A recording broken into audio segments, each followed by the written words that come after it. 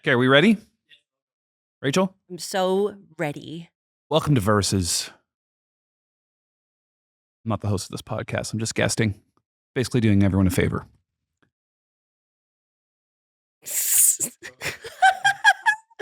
I'm kidding. I want it. It's kind of like an audience. There you go. We're going to start over. We're going to start over. That was not real. This is real. And go.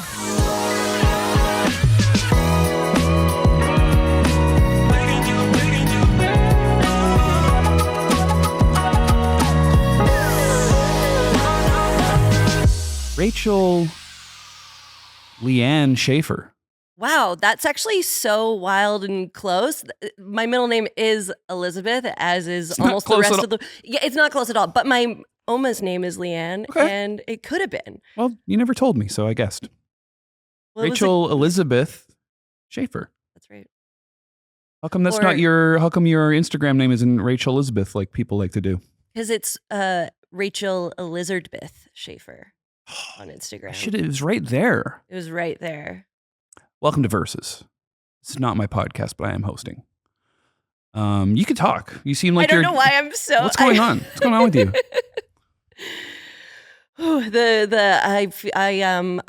Gosh, I don't know. I'm normal. I'm not nervous. The charisma is flowing, baby. What's going on with you?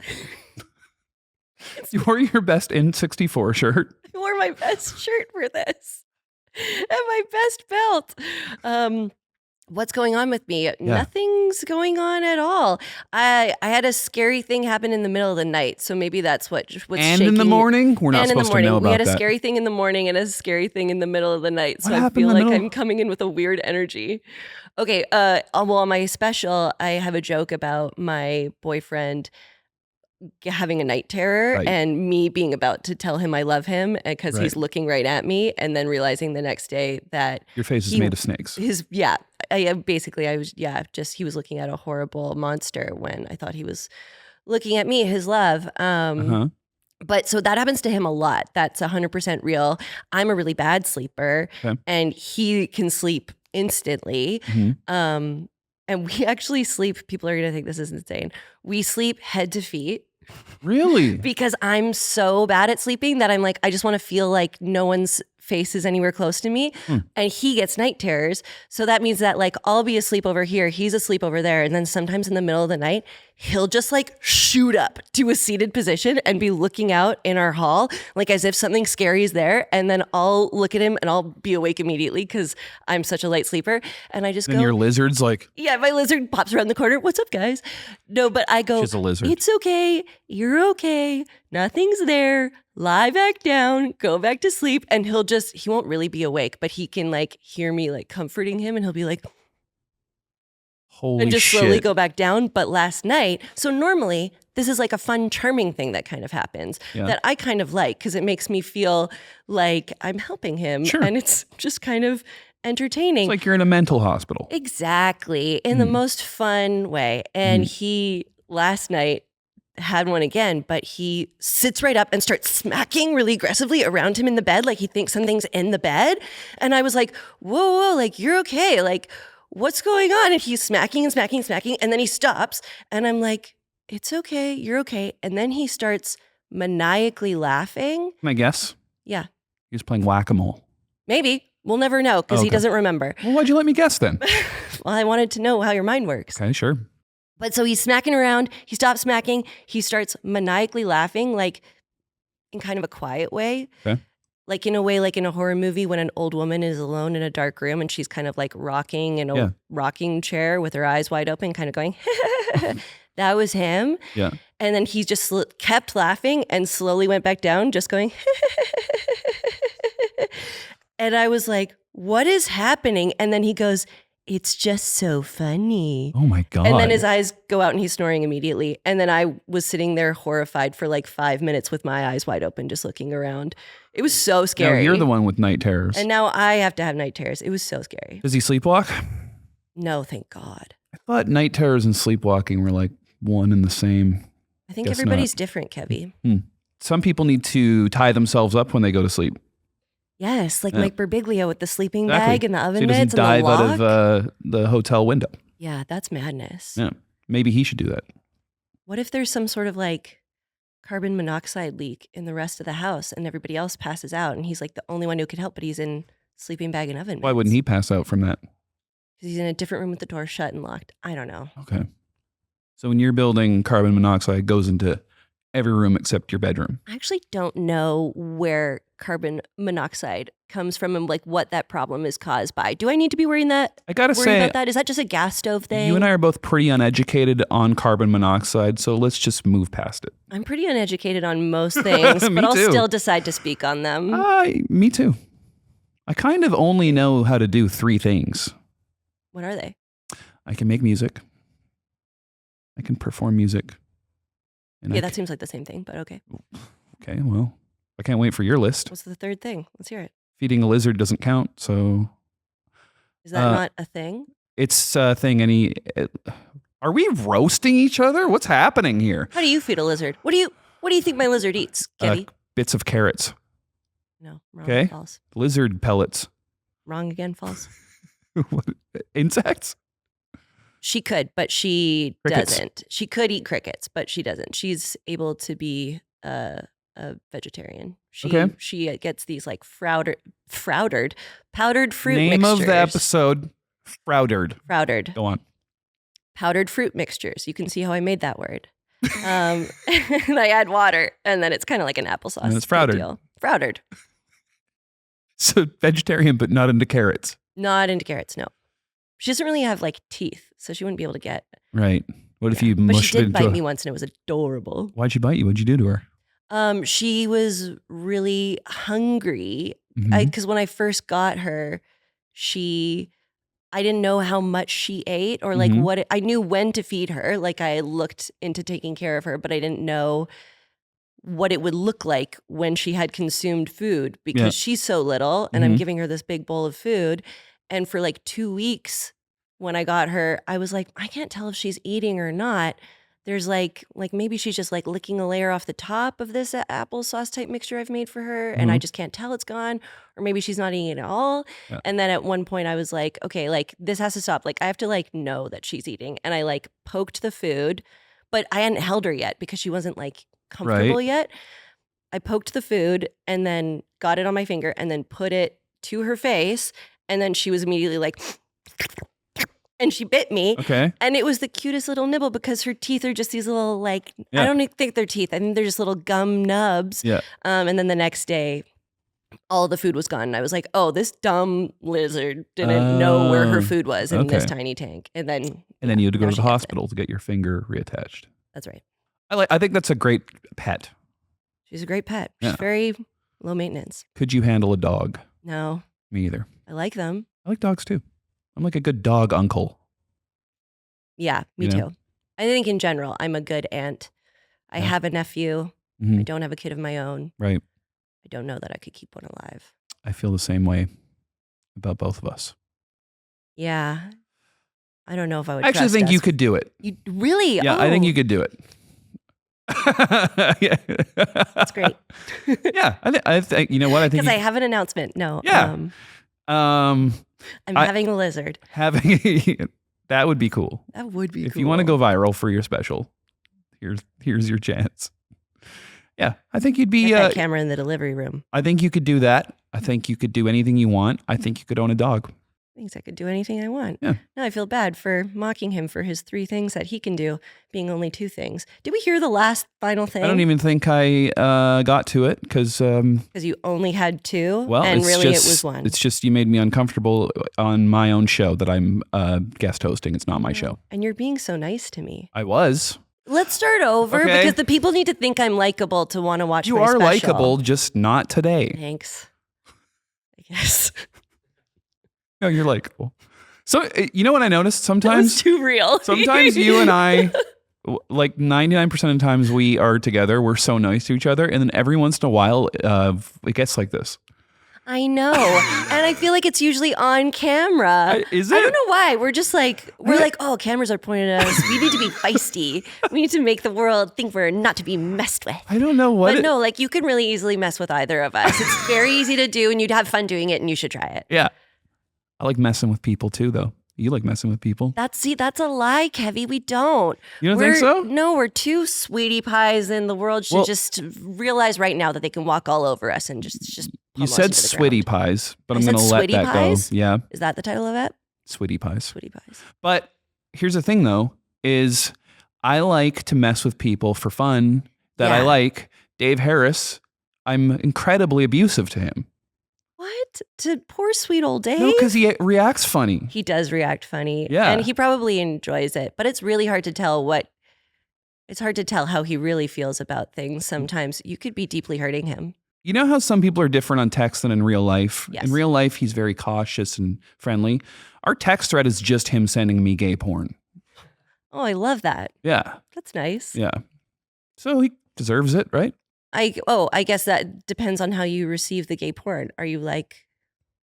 Listen, I'll take anything he wants to send me. Yeah. I'm open to all things, you know? Yeah. But I get to make fun of his beard in person.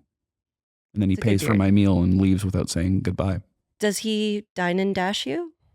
He does the opposite, whatever that is, where it'd be like if someone... He pays for your meal. Yeah, he'll come Right. in. It'd be like him going to a diner and being like, lemonade, please. And then paying and then not getting the lemonade and then leaving. Yeah. I Just feel throwing money at things, I guess. like he would order a lemonade at a diner. He would order a too. lemonade at a What's your diner. diner meal? My diner meal. Yeah. Ooh, I think I'm a savory person over a sweet person. Okay. So usually for brunch, I'll be doing a Benny. But at a diner, Mhm. like if it's like a dive diner, I think I'm just doing like the regular breakfast, Okay. getting them over easy, Right. putting them on the toast, and then putting a little bit of salt and pepper and Right. putting ketchup. We're talking about on grits the right now. eggs. Oh, eggs. No, eggs, yeah. Okay. Over easy grits? I don't know. You didn't don't know. specify. Over easy is a very common term for eggs only. I've never had thought. grits. So I've never had grits either. Maybe you can do them over easy. Another thing I don't know about and will It's okay. continue to comment on. I'll finish my list by the end of the episode. All right. Yeah, you keep finishing that list Hey, and listen. stalling and thinking of a third thing. Follow-up question. How nervous were you for your special taping? I was so nervous. I think I signed with you guys to do it in January of 2025. Mhm. And then I shut down and panicked for maybe 6 months. Yeah. And thought nothing you've written is worth anything, and how did you fool these people into letting you do this? And maybe if we just crawl into a cave and never reemerge, they'll forget that they got you to sign this contract. Some people do handle it that way. Yeah. Oh, they do. Oh, and you have to hunt them down and be like, hey, remember when you said you wanted all your dreams to come true? Do you want to maybe come and try to do that? Yeah. Okay, cool. Well, okay, that's great to know. That makes me feel a lot better. Yeah. And then like eventually I realized I was like, okay, no, I just need to pick a date that's like a few months Work away, towards. and then I'll have to do it. I work very well with like deadlines. And then, so I was very, very nervous, felt like an absolute fraud, felt like I sucked like no one else has sucked in the history of time. And then we picked a date, and then I was like, okay, I need to do multiple shows every single night, and then it will just happen. And then that's exactly what happened. As soon as I really got into like back into the thing that I love to do, which is stand up, and was going out every single night as much as I could. Yeah. I was like, oh, this is fun. And wouldn't you know it? You're good at it when you do it all the time. Yeah. Who knew? And then I and think then I you felt had way your better. best shows at the taping. Thank you. Don't you think so? They were really, really fun. I Yeah. feel like they were definitely up there for me. Stand-up's such an interesting thing in that I feel like some of the best times, honestly, I think the best times I've ever done stand-up would be like weird open mics when there were 7 people there and I was like telling a story that had just happened that I would never tell that story again afterwards. Yeah. But that was like, there's a few times I can think of that those are the best performances I've ever given. Sure. And you just can't recreate certain things. Yeah. But that's one of the things I love about stand-up, and something that's kind of changed now in like the Instagram of it all, is that like people will film every open mic they do now. So if you have one of those like magical nights, you can put it up. True. But what I love about those like magical nights in the olden days was it was just for those 7 people. Yeah. And that was kind of my favorite part of the whole art form, was that like sometimes you have a magical thing happen Yeah. and it still counts as stand up, even though it's not going to be on a special or anything, but it was just for the people in that room and just for you to know. Mm-hmm. And it kind of becomes like, this happens for everybody. Mm-hmm. Weird little nights like that where something magical happens and then it becomes part of your kind of like weird lore. Yeah. And you'll almost maybe even forget about it. And then like 3 years later, someone will be like, oh, I've got a storytelling show. Do you want to be on the storytelling show? It's about this specific topic. And I'm like, I don't think I have any stories about that. They're like, what about that one time you told that insane story about that thing 3 years ago? And I'm like, I can't believe you remember that. And no, I can't tell that story again because that's officially a one and done thing. Well, here's the thing though, is that even if you did film that and put it online, it might not feel the same because it's different. Don't you think like, did you feel like that about your tapings is like when we went back and watched them after, it was like not exactly the same as it felt in the room? Oh yeah, stand-up is always like that. It's it's meant to be experienced live. Mm-hmm. And then specials, when you make them, you try to make it as close to what the experience is in the room. Mm-hmm. And I think we get as close as we can get with like multiple cameras Mm-hmm. and the sound being really good and the lighting being really good and the color grading and everything. And that's why it was important to me to go handheld because I feel like small space the energy specials of that is always like my favorite when done handheld. like feels like you're there. Yeah. I like how I've turned you into someone that can pick out bad audio in a special now. Yes. Oh, I love it. I love it. Mm-hmm. Yeah. Now, No one's in particular. Just I could make a list. you could make Maybe a that list. should be the list. Oh gosh. Yeah. I want to go back to my list. Please I'm do. not going to finish it. Mm. But I think making music and performing it are two different skills. You're 100% right. I was just being a sassy bitch. That's fair enough. You did work at a bridal company. I did. I had to learn how to be a sassy bitch and then mask it with niceness and politeness, but you can still interact with other sassy bitches. But I don't think that's your best example of that as far as your professions I know you've had, because you're also a server, right? Mm-hmm. And you told me some really weird stories about people saying weird things to you. Oh yeah. People will say unlimited amounts of weird things to you in serving. Yeah, a guy. So yeah, I mean, so a couple of those things make it into the special. A guy came up to me when I was cleaning a booth and just like stood right at the opening of it. So I was like, oh, hello, sir. I guess I'm not going anywhere for the foreseeable future as long as you want to stand there. Yeah. And he was drunk and he like leaned in so close and he told me that I have a beautiful hook nose. Very nice. Yeah. And I like say that in the special and people... To me, it's so funny because that's such an insane thing to say. Yeah. And so often audiences react in a way where like they feel bad. Yeah. I think there's like kind of a gendered thing there. Like if someone says something hilariously insane to a man about their looks, like you can tell it like it's a funny story and everyone's like, that's so funny. Right. But for women, they sometimes feel bad because they're like, oh, we feel bad for you because that must be exactly how you value yourself. And I'm like, well, it's not, but okay.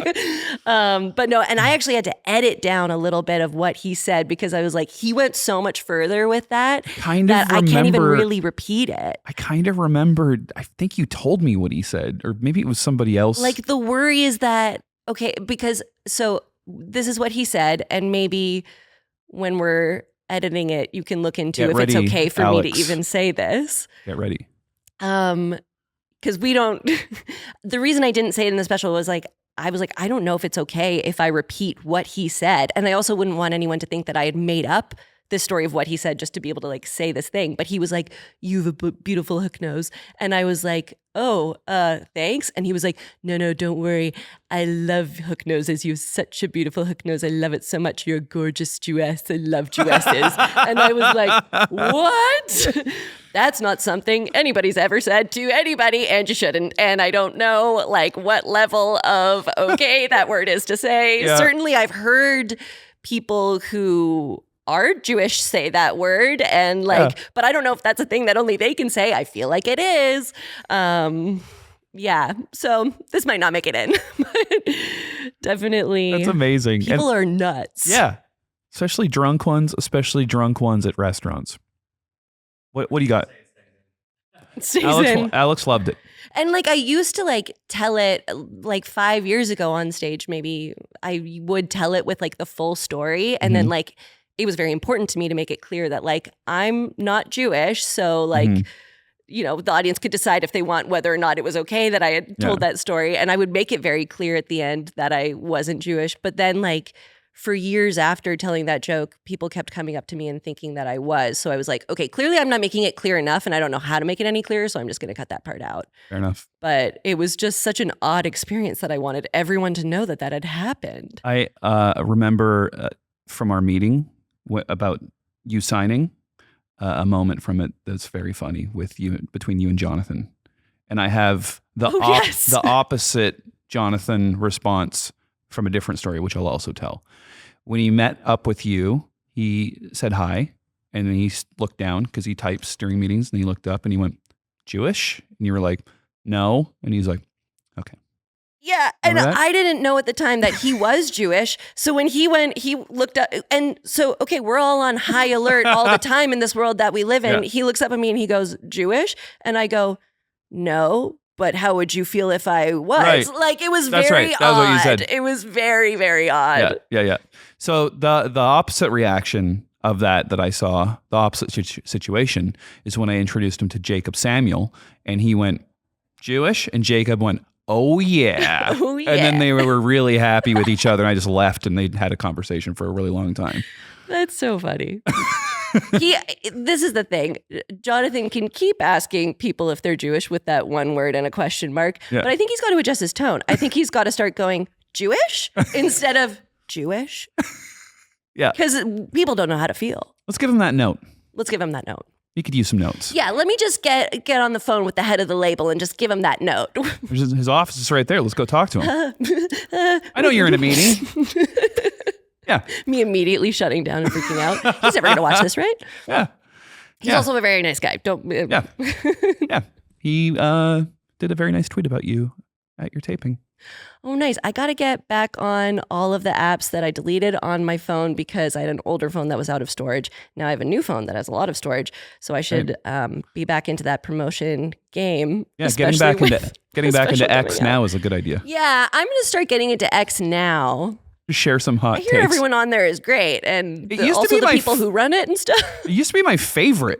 It used to be just jokes. It used to be just jokes. Yeah. And then you would come on Instagram, and like 4 years later, someone would make a joke on Instagram, and you'd be like, someone said that on Twitter like 4 years ago. And it was like, if you were repeating a joke that had previously been said in Twitter, like within an 8-year period, it was like everybody judged you, and I loved that judgmental world. And now I have no idea what's going on over there. Maybe it's still jokes. Did you see Charlie Demers get like a bunch of his jokes copied on? No. Yeah, some bad ones. Well, that's wild because he tells so many like long personal stories. Yeah. But then also, and he didn't even use Twitter really. But and now I feel like here's what Instagram's for, at least the Comedy Here Often one, is people accusing Stuart Jones of copying a joke that came out years after his album. Amazing. That's like the horrible thing about the internet too, is that everyone is now able to make jokes in a public platform. So all of the jokes are being made. Yeah. And then every once in a while, this has happened to so many people I know, including myself, of where like a joke will get made on Twitter or Instagram, and it'll by like somebody who doesn't do stand up, and that joke will go viral. And then like, a comic at like our level will like look at their set and be like, fuck, that was my joke that always does well. And that person on Twitter didn't steal it from me. They just also said it. Now I'm like, well, now I can't say it, even though I've been saying it for years. Now I can't do my lizard material. Now I can't. Yeah.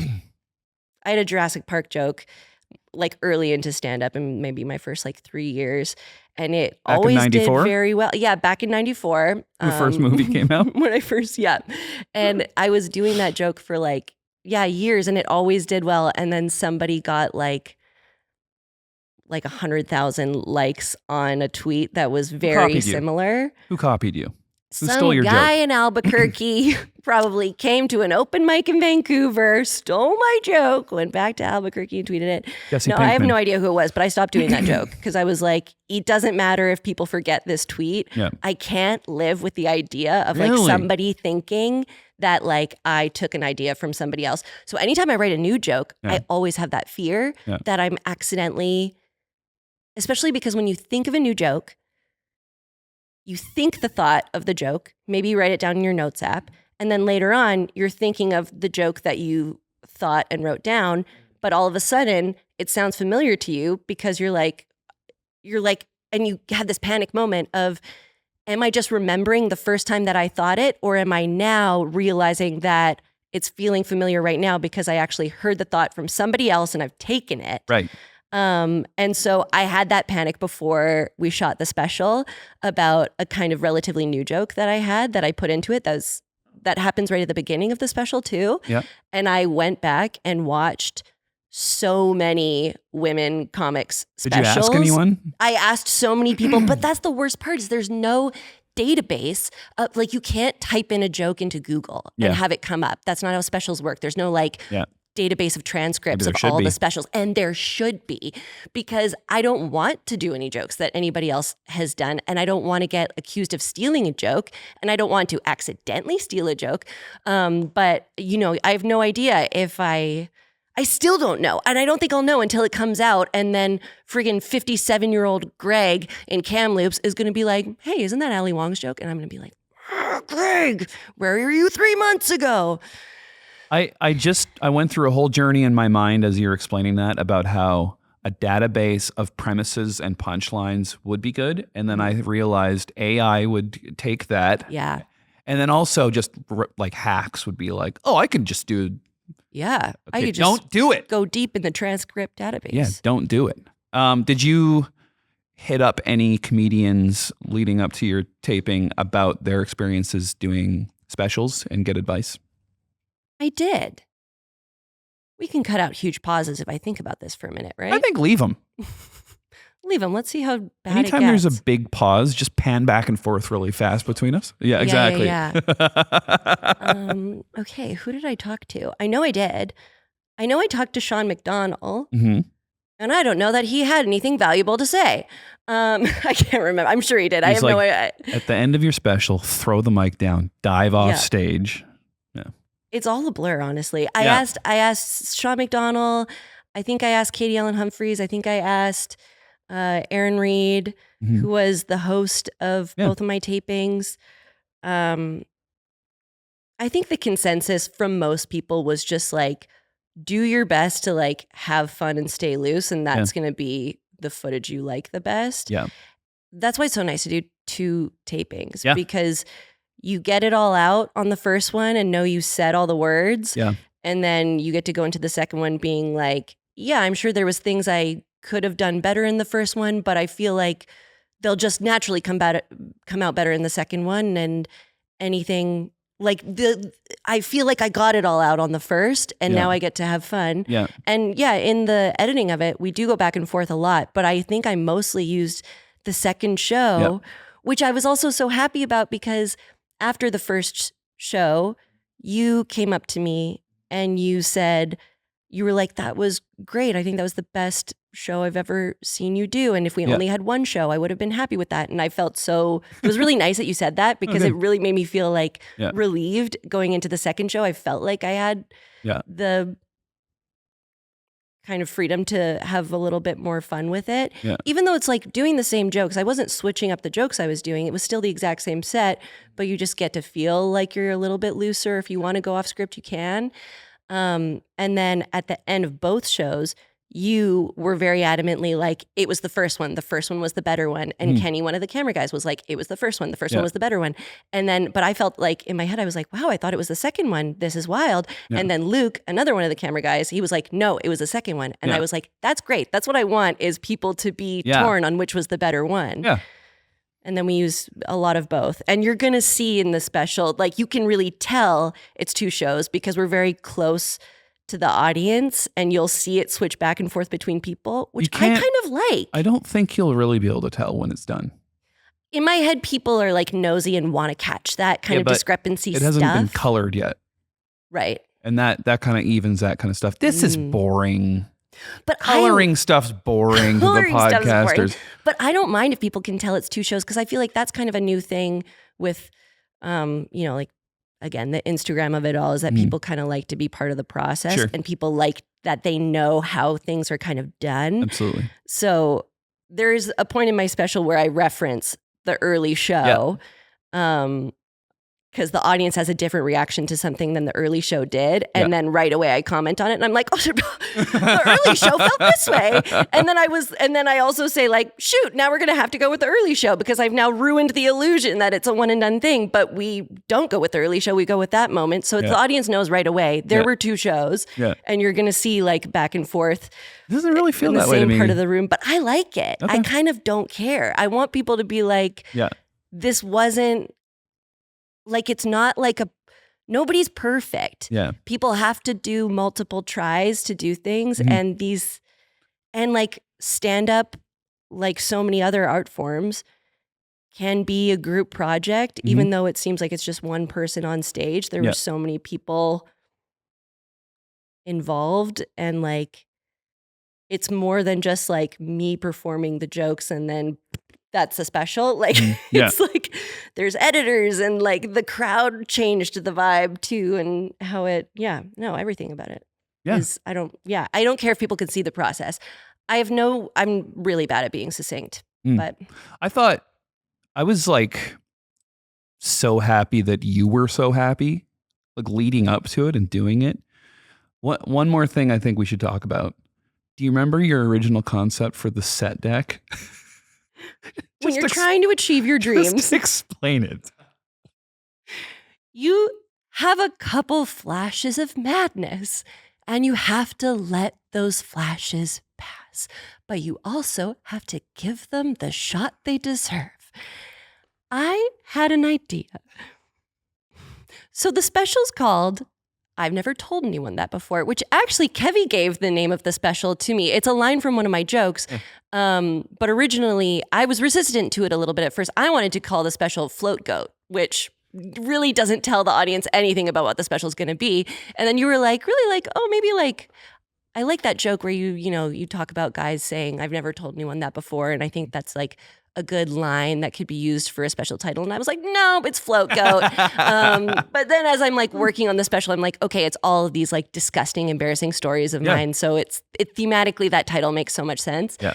But it is a lot of stories of like me doing embarrassing things, like me having anxiety and like getting medication for that, and me shitting my pants. Whoa. And me, Alex wasn't there. So me giving myself a hickey, like all of these horrible things. I shit my pants, Alex. There's the name of the episode. Alex. I shit my pants, Alex. But okay, so it's a lot of like kind of embarrassing stories and situations that I get myself into because my brain makes me do horrible things. And I think for a lot of anxious people, it can feel like you have this secondary person that's not really you, that like lives in the back of your mind, that like just like tells you these like horrible lies to you about yourself, and like, ooh, you should feel horrible about that thing, and like, ooh, you should freaking get under your blankets and never leave, and all that stuff. And so I had this horrible idea. It wasn't horrible. Of where it would be like a really kind of like dark stage. And the openers would come up. It would just be like a black curtain. The opener would come out. They would do some time. The host would come out. They would do their time. They would announce me, and I would come out to like a black curtain, empty stage. I come out and I start doing my special. And at a certain point, really close to the beginning, the curtain would fall down, and behind that would be this like horrifying, humongous, like devilish paper mache face. Like, and I had drawn mock-ups. Like, he had horns and there were flames and fangs. You had and a journal he had, like, and showed me the drawing of it. I had a journal. It was awful, and and Kevvy was so nice. Kevvy was like, "Yeah, maybe we could do that. How are we getting this face?" And I was like, "I'm gonna make it. I'm gonna make it in paper mache. It's not gonna take long at all. It's not gonna be hard. I've never done anything like that in my life, but I'm sure I can figure it out." And he entertained this for a whole lunch. And I think for like a week afterwards, he was just working under the assumption that maybe we would do that. Oh, no. Okay, I think by the time I got to you, so never mind. I had blacked out at the time and tried to put some of the blame on you, like you let me do that. I don't know. But no, I came into our first meeting and I was like, here's what I was thinking. That's right. I've now come around to realizing it's nuts. But what I said, because you explaining it and you being like embarrassed about it made me laugh so hard that I was like, maybe this is brilliant. That's what I said. The plan was also to never address the face. Yeah, like the plan was that I yeah. would just like do my special of these like embarrassing stories and like my life up until this point so far, and this horrifying face would be behind me and I would never talk about it. And it was supposed to be like a metaphor for like anxiety and like all of the like horrible evil forces that make me do all the embarrassing things that I do. I remember I said, well, it'll definitely get people to check it out. And then and I was like, people say, that's the weird face special. And then I felt like you didn't like that. And then maybe that's what changed your mind. Oh, that's so funny. Honestly, I don't remember. I think I came into my meeting with you being like, I know this is dumb and we cannot do this. But there were a good 3 days where I was like, and my friend Sean Lawrence is, he used to do comedy as well. And him and I ran our first show together. He's kind of my sounding board for a lot of these things. And he was very much like, oh, okay, you want to make a face. Okay, yeah. And I was like, yeah, it's going to be great. And I was like, it's going to, like, you had said it's going to make people watch it. And I think one of my thoughts was like, they're going to have to stay to the end to see when I address the face. And then I never do. And then you were like, yeah, it'll be the weird face special. And I was like, yeah, it'll be the weird face special. And I don't remember how I landed on that. I think I was already like, well, we were laughing really hard while you explained it, so I feel like you'd already kind of let it go, and then I feel like I maybe brought it back to being a possibility with you. I think you did, yeah. I think it was just such a weird idea, and like I love that. Like I don't know, but like I always think you should just try every idea that you have, because it ends up being your favorite part a lot of the time. That makes you a really great like collaborator too, because Thanks. I came with an idea that I had already shot down in my mind. I was basically just telling you like a funny story about like just this insane blackout you I had had the drawing, the week which before. really like you were explaining it to me, and I think you saw my face, and you're like, okay, here. And showed it to me, and that sent me over. That like really made me laugh. I wish I brought that journal today and we could show the people. Maybe that should be the artwork for the special. Maybe. Oh my gosh. Yeah. Or that just the album. Yeah. For the album. Yeah. No, but yeah, and then people who listen to the album are going to be like, "Oh, is that on the stage? Like now we got to go watch." And then they go, and it's this like nice, like pink, sparkly stage. All the comments. Where's the face? Where's the fucking face? Where's the face? But it was really nice that you kind of brought it back and you were like, well, if that was an idea you really sold on 3 days ago, maybe we should explore it. Like, what would that be like? How would you make that? Yeah. And I was like, a lot of questions I don't have the answer to, but I'm sure we could figure it out. Let's go, baby. Okay, Rachel. Well, that was great. I'm really excited for people to see your special. I'm really excited too. Yeah. Great title that you came up with for it. Yeah, that I came up with independently. Yeah. Everyone can follow you at Rachel E. Schaefer. The E stands for Elizabeth, but it is Rachel E. Schaefer on Instagram and X and TikTok, of which I will be rejoining. I can't wait to promote because I'm good at that. This has been Versus. I'm your host, Kevvy. That's Rachel. And I'm Rachel. Rachel.